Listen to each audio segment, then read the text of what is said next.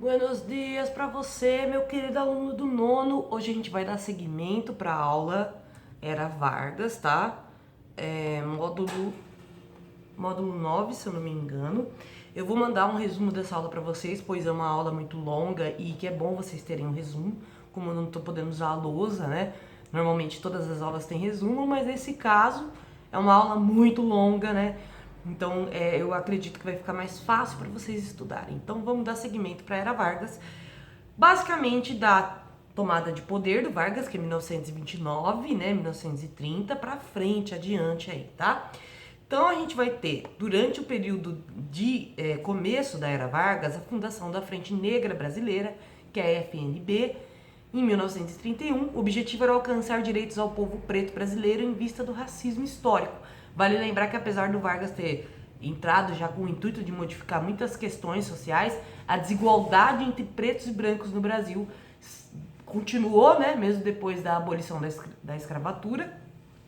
E isso criou a necessidade aí de ter os famosos clubes negros, que seriam basicamente clubes de tanto valorização da cultura africana que foi trazida para cá, né, quanto também de pautas sociais, de busca por espaços na sociedade, tá? Teve cerca de 20 mil filiados, o que é bastante, a Frente Negra Brasileira, além de também se envolver em diversas atividades, como grupos musicais, times de futebol, escolas e departamento jurídico. Então, era uma Frente Negra extremamente organizada, tá, galera? Também destacavam-se os clubes negros da cultura social, que foi criado em 1932, e a Frente Negra Socialista de 1933, que vai vir sim a disputar as eleições, e eles vão sim querer incluir uma pessoa negra dentro do Parlamento Brasileiro ou dentro do Senado Brasileiro, o que, na minha concepção, é até atual ainda essa luta, né? Em vista de todos os últimos fatos que ocorreram, da violência policial, né, que já existia nessa época contra a população negra, da desigualdade que é marcada pelo tom de pele, né, e da questão até de oportunidades sociais, porque uma parte da população que descende de pessoas que foram escravizadas e que não tiveram sequer nenhuma ação do Estado em poder melhorar a condição delas, foi simplesmente jogar elas às margens do que seria liberdade, mas na verdade da sociedade, tá bom?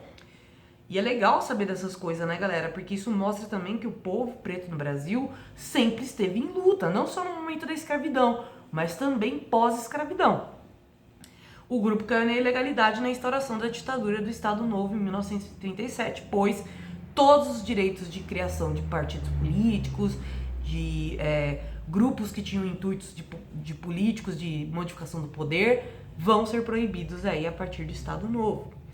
O direito ao sufrágio universal é atendido no golpe de 1930 e também surgem os direitos trabalhistas, que vem a remuneração e dias de descanso semanal e férias, uma vez que os trabalhadores eles ficavam, por exemplo, domingo só em casa, né, para descansar, e eles não eram remunerados por isso, que não é nada justo em comparação com o tanto que esses trabalhadores rendiam para suas empresas, né, para os seus empregadores, eles não terem uma remuneração mínima durante esses dias de descanso, nem férias, né, uma vez que a gente trabalhar até morrer também não é o objetivo da nossa vida no todo. Então o trabalhador precisa ter uma vida, ele não pode só simplesmente trabalhar, né? Ele merece, inclusive, por ser trabalhador, ter um pouco de lazer, né? Ter um tempo ósseo, que é um tempo aí que basicamente a gente tira para não fazer nada e que é, sim, necessário. É necessário. Mesmo que o capitalismo fale que você tem que produzir o dia inteiro, até a hora de você dormir, né? Porque pro capitalismo isso é ótimo, você está sendo explorado. Pro trabalhador, ele precisa desse descanso também para produzir bem, inclusive, né? Para depois voltar um pouco mais disposto para a linha de produção, mas também para se organizar, para poder conhecer a própria história, para conhecer a própria classe, ter uma atividade intelectual ou pelo menos uma atividade em família, tá, galera? Lembrando que as famílias de trabalhadores nunca tiveram essa coisa da família tradicional brasileira, né? Eles nunca tiveram oportunidade de crescer com os pais em casa para poder educá-los. Muitas vezes eles crescem no meio da linha de produção trabalhando junto com os pais, né? Então, são assegurados os direitos trabalhistas a menores de idade e as mulheres também, ao mesmo tempo, que não tinham direitos trabalhistas, uma vez que, por mais que as mulheres estavam trabalhando tanto quanto os homens, elas ganhavam bem menos, como até hoje, infelizmente, e elas também eram mais exploradas, né? Em termos, o voto feminino foi o primeiro, né? Voto feminino foi no Rio Grande do Norte, que foi pioneira aí em eleger na primeira vez da história da América Latina, uma mulher como prefeita. Alzira Soriano foi eleita em 1928, tá? A pressão da Revolução Constitucionalista em 1932, que vão ser os paulistas se revoltando, né, contra o governo Vargas, vai agilizar o processo de elaboração da Constituição de 1934. Porém, o movimento também visava o golpe patrocinado e apoiado pelas oligarquias paulistas. Então, o que a gente chama de revolução aqui em São Paulo, nada mais foi do que uma tentativa de golpe dessas oligarquias de tomar o poder no lugar do Vargas, tá? Muito soldado morreu, inclusive em Taquaritinga a gente tem várias homenagens a esses soldados aí que morreram nessa revolução constitucionalista. Basicamente, o Vargas mandou a aeronáutica brasileira oprimir eles, que surgiu nessa mesma época. Na elaboração da Constituição, houve também a participação de duas mulheres, que é importante falar, que é a Carlota Pereira de Queiroz e a Almerinda, que era de São Paulo, colaboraram para a emancipação dos direitos das mulheres na Constituição. Foram elas que elaboraram as leis que trariam direitos femininos, como o direito ao voto, né, sem intervenção do marido, direito a trabalhar e receber o seu salário sem que esse salário fosse pro marido, né, dentre outras atrocidades que aconteciam na época, que eu não posso ficar caindo aqui nos delongas de muitos detalhes, porque senão essa aula vai ficar uma aula de 1 hora, né. Então, também cria a Justiça do Trabalho e o Tribunal Eleitoral, óbvio, porque a partir de agora as eleições vão ser universais, né? E vai precisar ter, sim, uma investigação de cada processo eleitoral, como tem até hoje, tá? E a Justiça do Trabalho, obviamente, para proteger os direitos trabalhistas, em caso que os empregadores não se submeterem às regras dos direitos dos trabalhadores. E também é criado o Programa Nacional, que mais tarde se chamaria A Hora do Brasil, e hoje se chama Voz do Brasil, que é um programa de 1 hora de duração para divulgação das ideias políticas e do que acontecia dentro da política, na época no Rio de Janeiro, tá? E hoje em Brasília. Então, A Hora do Brasil, que é esse programa que invade todas as rádios, foi criada nesse período aqui para levar até as pessoas as notícias políticas e tudo que estava acontecendo. E aí, em 1937, o Vargas se alinha ao eixo, que é o Estado nazista e o fascismo, e aplica uma ditadura conhecida por Estado Novo. É imposta a ditadura do Vargas, onde há uma perseguição violenta a seus opositores, a perca de direitos políticos, dentre outros direitos anteriormente garantidos pela Constituição. Ele elaborou a Constituição e logo em seguida surrupiou ela, né? Inspirados na experiência soviética, surge a ANL, que é a Aliança Nacional Libertadora, um grupo de teor comunista ligado à União Soviética, que era o Comintern. O que era o Comintern? Era a união de todos os comunistas internacionalmente. Então a ANL, que vai surgir agora, ela vai fazer uma conexão, né, com o Partido Bolchevique, Partido Soviético aí, que inclusive vai mandar vários dos seus especialistas, as mentes, né, do Partido Soviético para o Brasil, né? Onde a sua maioria lutavam contra o capitalismo e contra a desigualdade social, principalmente contra a desigualdade social, porque no Brasil a gente ainda vive um capitalismo selvagem, né? E eles precisavam, de certa maneira, lutar contra as causas mais urgentes, né? E depois pensar numa revolução aí, bem como seus desdobramentos: violência, que é parte da desigualdade social, miséria, que também é parte da desigualdade social, falta de serviços básicos públicos como saúde e educação, que é culpa do coronelismo, ou seja, do Estado acima dos interesses de famílias ricas e, de certa maneira, só controlando as famílias mais humildes e classe média. Então, a falta de serviços públicos fazia parte desse controle populacional, tá? Em 1936, foram presos por Vargas os líderes políticos comunistas Luiz Carlos Prestes e Olga Benário. A Olga, ela era da União Soviética, assim, né? Ela não era necessariamente da Rússia, tá, galera? Ela não tem essa origem russa. Porém, ela era uma judia, né? Que colaborou muito, inclusive, para libertar comunistas de tribunais nazistas, né? Tribunais que mandavam os comunistas para os campos de extermínio. A Olga era atiradora, ela pilotava avião e ela era sniper. Sem falar que ela falava muitas línguas diferentes. Então ela veio pro Brasil para poder proteger o Prestes. É engraçado porque no filme dela é retratado o contrário. É como se ela fosse mais... Como que eu posso dizer? É como se ela fosse mais delicada do que o Prestes. E era o completo oposto. Ela era a protetora do Prestes. Acabou que ela se apaixonou por ele, né? Engravidou dele. E ela foi presa grávida. E o Vargas mandou ela pra Alemanha nazista grávida. Ela vai literalmente só dar à luz. Vai ser o tempo dela dar à luz. Eles vão pegar a criança, mandar pra avó dela, né? Paterna, que é a mãe do Luiz Carlos Prestes, aqui no Brasil, e vão matar a Olga. Isso vai causar uma comoção nacional enorme. E a popularidade do Vargas vai ladeira abaixo. Esse fato Olga hoje pode não ser muito conhecida, mas conhecida entre os comunistas como eu. Mas é um fato que na época impactou muitas pessoas. E colocou o governo Vargas, essa ditadura, sobre cheque. Justamente porque as pessoas ficaram indignadas que ele simplesmente mandou uma mulher grávida para um campo de extermínio da Alemanha nazista. Isso faz a popularidade do Vargas ir ladeira abaixo.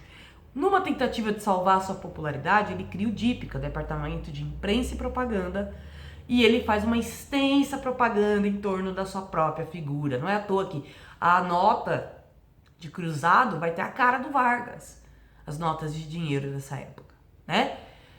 E ele basicamente vai estampar todas as escolas, livros didáticos, tudo com temas brasileiros, com a bandeira nacional, mas com a figura dele. Então ele vai fazer uma espécie de Estado personalista, né, copiando as ideias do fascismo. Acaba não dando muito certo, porque, por fim, ele vai romper com o eixo por pressão dos Estados Unidos da América e se aproximar dos aliados na Segunda Guerra Mundial. A partir do momento que o Vargas ele acaba rompendo com a Alemanha nazista, gera uma tensão, né, social aqui grande, porque, de certa maneira, ele via na aproximação com os Estados Unidos ele via com um certo receio, porque os Estados Unidos vinha destruindo várias economias na América Latina só para obedecer aos interesses deles e roubando reservas de petróleo desses países. Para o Vargas, isso poderia ser perigoso para o nosso país. E nesse sentido ele estava certo. Ele não estava certo em fazer aliança com a Alemanha nazista, mas ele estava certo, sem dúvida, em ter essa desconfiança aí dos Estados Unidos, uma vez que os Estados Unidos são super patriotas, né? Mas vai ser patriota contra eles. Vai você defender a soberania nacional contra os Estados Unidos, né? Eles são os maiores defensores da soberania nacional do território deles. Mas quando se trata de outros países da América Latina, eles agem de maneira completamente invasiva, completamente violenta, e o Vargas sabia muito bem disso, tá?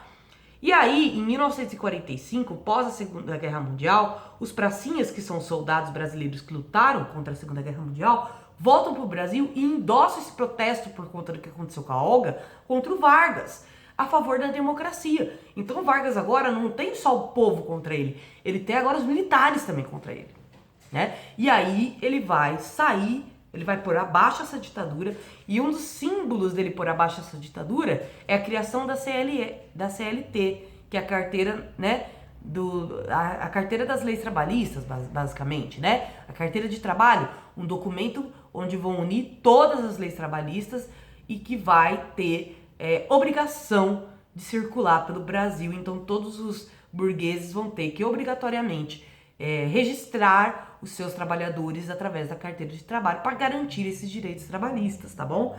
Outra coisa importante é que o Vargas vai pegar os sindicatos e vai instrumentalizar eles. Vai tirar todos os comunistas da liderança e colocar pessoas que são favoráveis a ele. Isso vai causar uma impopularidade cada vez mais crescente com o povo que era alinhado mais à esquerda nessa época, né? E aí o Vargas sai do poder e disputa as eleições de 1945 e é eleito. É isso que é bizarro, ele vai ser eleito. Por quê? Ele vai mudar o discurso dele e agora ele vai dizer que o grande inimigo da nação é os Estados Unidos, porque eles são bons em alguns aspectos, mas eles são extremamente terríveis em outro, né? E para poder frear esse poder americano sobre o Brasil, ele vai se aproximar da esquerda e vai fazer com que crie uma tensão com a elite brasileira. A burguesia brasileira vai começar a olhar o Vargas com certa desconfiança, porque ele vai se aproximar muito do povo, né, nessa época. E aí, com essa aproximação com o povo, ele cria a Petrobras, que aí sim a popularidade dele vai lá no alto. Por quê? Ele cria uma empresa brasileira especializada em refinar petróleo. Isso vai trazer muita riqueza para o Brasil.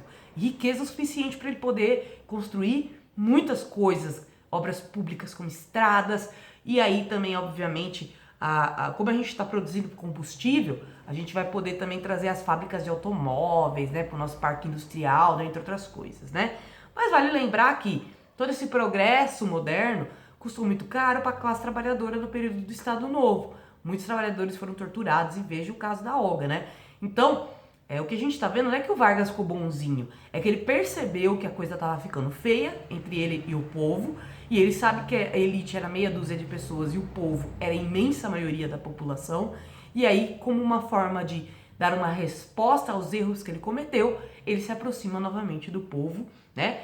E aí, o que começa? A grande mídia da época começa a criar rumores de corrupção, né, política em torno do Vargas, que vai cada vez mais despopularizando de novo Vargas perante a população e dividindo a população entre pessoas que apoiavam Vargas e pessoas que eram contra, tá? Também vai ter um aumento de rumores sobre uma ditadura militar que seria instaurada contra o Vargas, apoiada pelas elites do Brasil. Então, a partir de agora, a elite brasileira já vai começar a dar indício que vai apoiar uma ditadura militar. E é louco, porque no final da ditadura, a elite vai estar comendo pão que o diabo amassou, por conta da própria ideia, tá? Mas aí é história para outra aula, né? Então, por último, a gente vai ter o suicídio do Vargas e a posse do vice-presidente Café Filho. O suicídio do Vargas é um tema muito tenso, porque ninguém sabe ao certo se ele se suicidou. Ele deixou uma carta de suicídio e tal, inclusive famosíssima. Uma das frases mais famosas da carta dele é: saiu da vida para entrar na história. E ele sabia que ele estava entrando na história do Brasil mesmo, tanto pelos feitos dele, quanto por esse governo cheio de contradições, né, que ele viveu. E é estranho, porque dizem que o Vargas se suicidou com um tiro no coração aqui do lado da costela, né?